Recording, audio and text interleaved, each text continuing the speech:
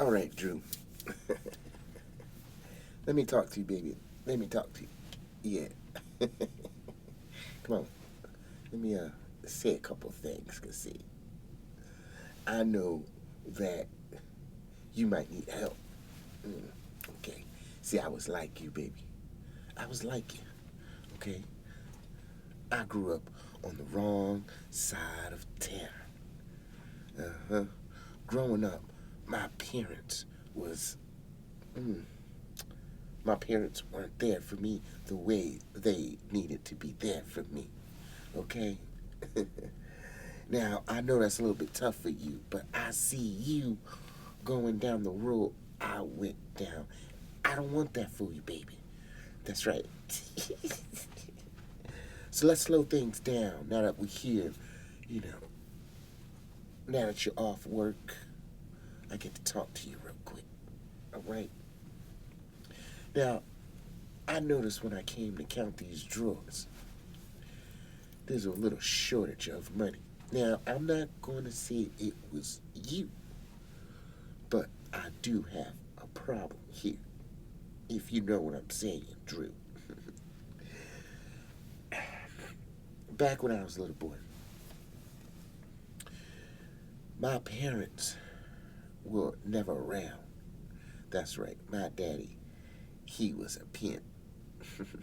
My mama, well, my mom was just being my mom. She was a club owner. They both clashed a lot. They both worked a lot. When they saw me, they gave me what they could.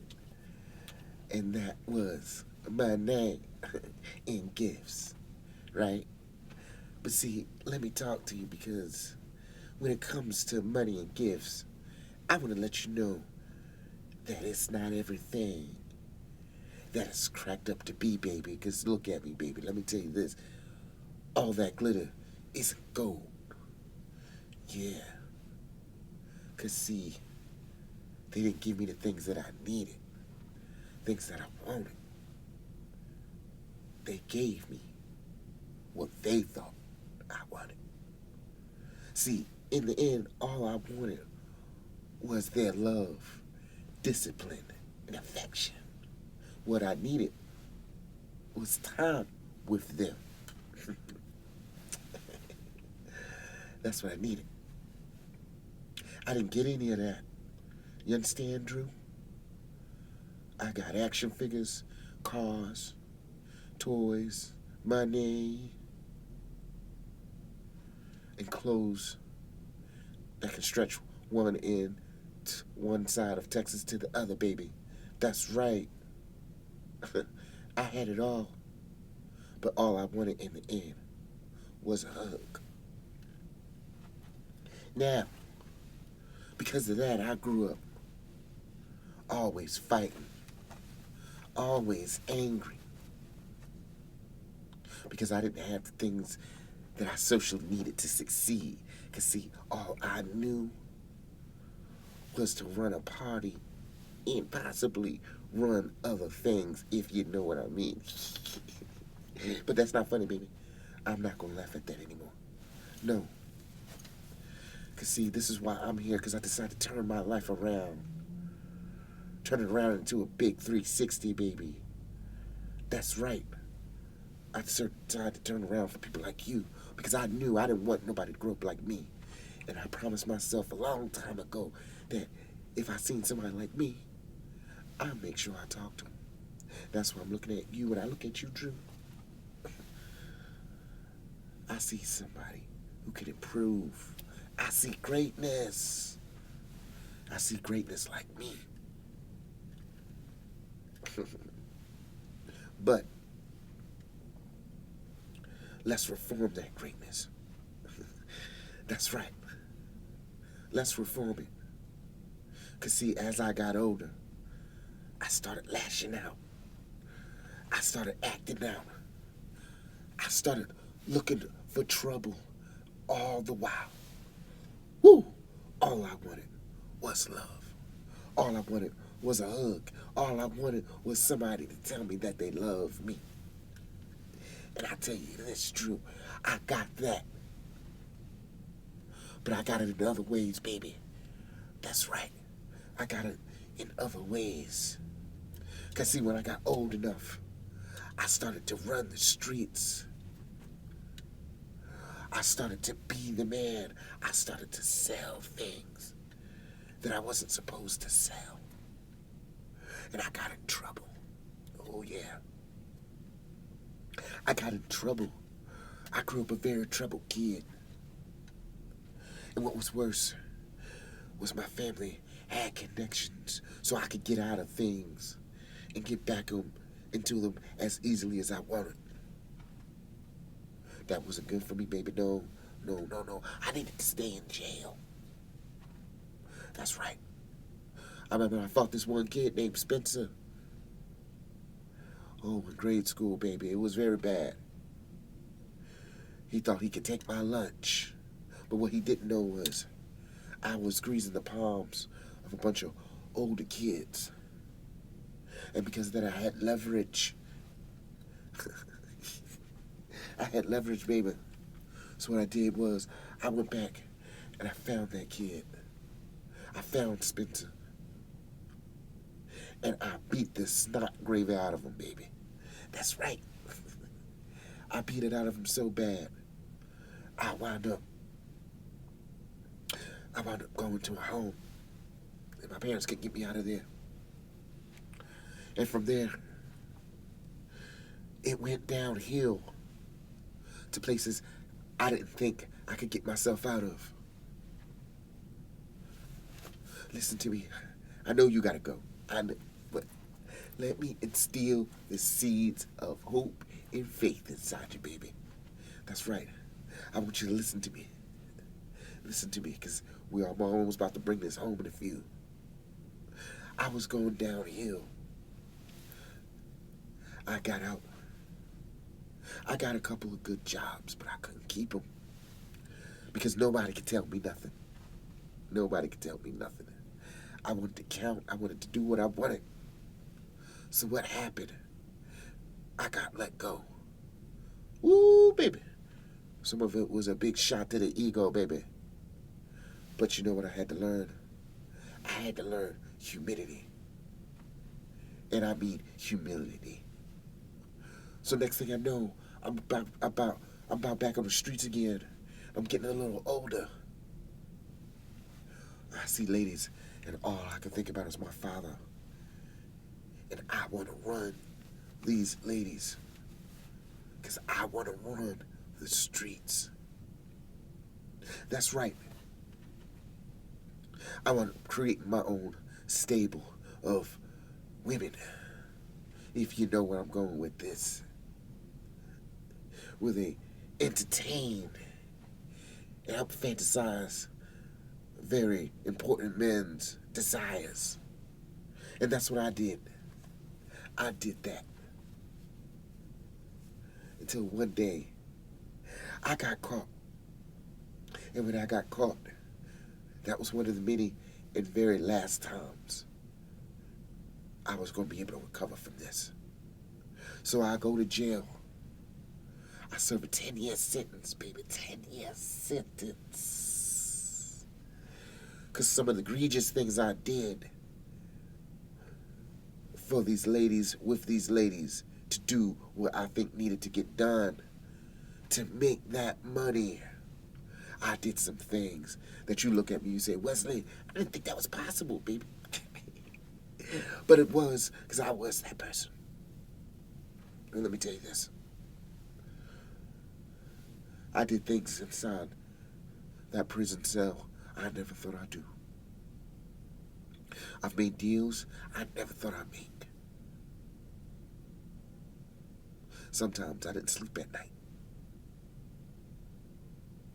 And I said to myself, if I get out of here, I know I'm going to turn my life around. Yeah, I said I was going to turn my life around. That's what I decided to do. I decided to turn my life around. Because I didn't want that life anymore, baby. I didn't want to have to look over my shoulder and see if somebody was coming to hurt me. to see if somebody was coming to stab me. That's not what I wanted. I wanted to learn how to love. I wanted to see if I could love. So I got out. I had a rough start. In case you didn't know, when I got out, it took me about a half a year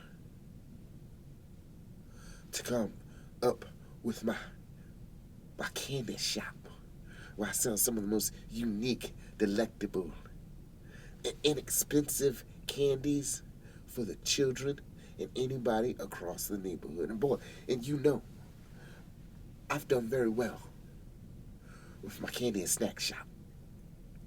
A couple more franchises are going up, and they're still making money. And some of the ladies that I took with me, if I didn't take them with me, I took their offspring.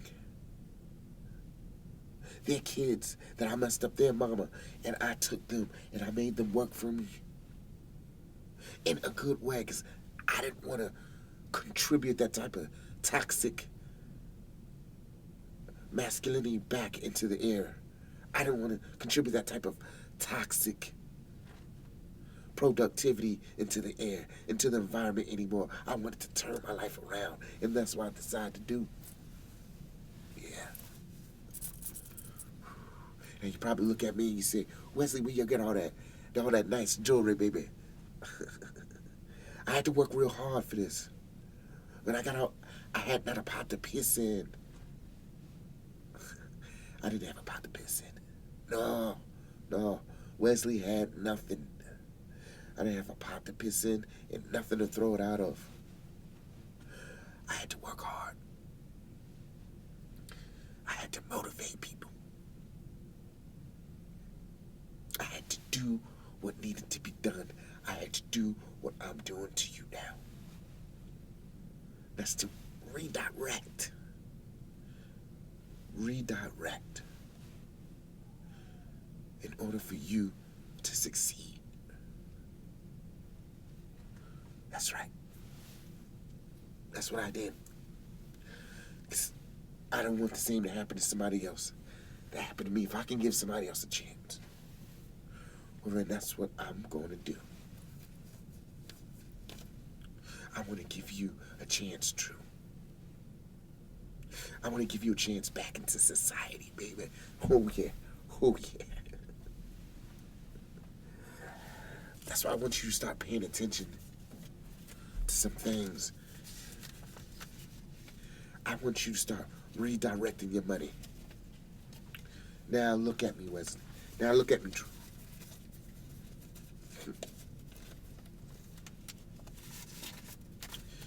I know when I see you coming to work early, you look like you needed help. So this is what I'm going to do. See this? I'm going to give it to you. That's right. I'm going to give it to you, baby. Count that. Count that.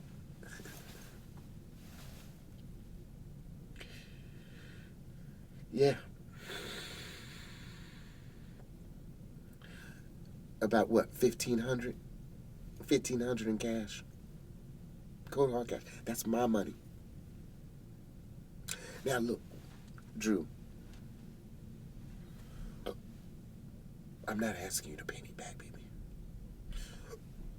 All I'm asking is goodwill from you. Can I trust you?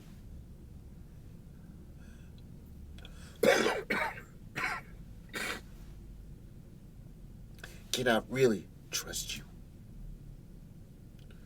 Good. Because I want to know that you're going to come in to work every single day that I need you and give me your best. I want to know that I can trust you around my money. All right? I can trust you because I know what type of person you are. I know it as soon as I see you walk through that door. You got to be a little bit more smart with your money, a little bit more smart with your surroundings. You go home, you take that money, you split it up in half. Now that's 1,500, baby. So you're going to take 1/4% of that. You're going to chop it up. And you're going to spend it. And you're going to save the rest, baby. And don't tell nobody else. You don't tell a word. Don't tell a soul. Because I want to help you. You ever invest in stocks and bonds? Yeah, well, I have. And that's what I'm going to teach you.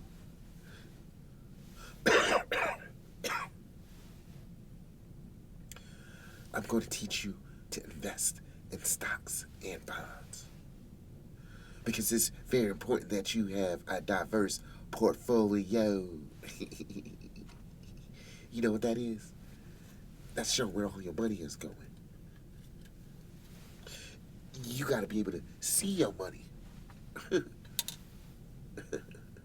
You know what I mean? You got to be able to see your money, baby. Just like I see you. Because money is very important. And whatever you do, I tell you this. Don't ever be greedy. Give to the needy like I'm giving to you. You do yourself a favor and you help the next person behind you. Give the next person a helping hand. Because somebody gave it to you. I gave it to you. Now, you may not be the one, but I could easily find you. But I didn't. Because I believe in you, Drew. And I need somebody else to run my stove. And I'm thinking that might be you. But I gotta know to trust you, baby. I'll take care of you. I get you set up real nice. Get you set up with insurance and everything. But you gotta understand. I don't need you stabbing me in the back. You understand? I don't need you doing all that. I need to be able to trust you.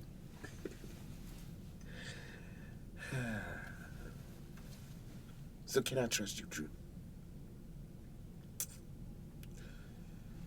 Yes, of course I can trust you.